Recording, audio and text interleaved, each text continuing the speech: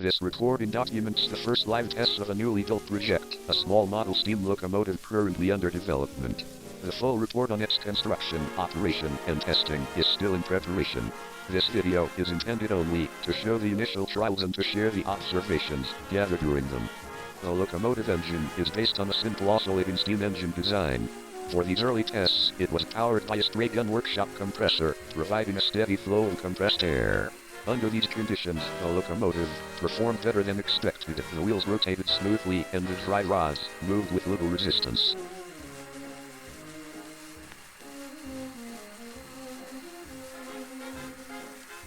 When connected to a small boiler to attempt a real steam run, several problems appeared. The boiler could not maintain sufficient pressure, and minor leaks around the seals caused steam loss. As a result, the locomotive could not sustain motion under its own steam power. These findings confirm that the mechanical side of the locomotive works reliably with compressed air, but improvements to the boiler, seals, and piping will be required before it can operate on steam. For now, the compressed air tests are considered a success.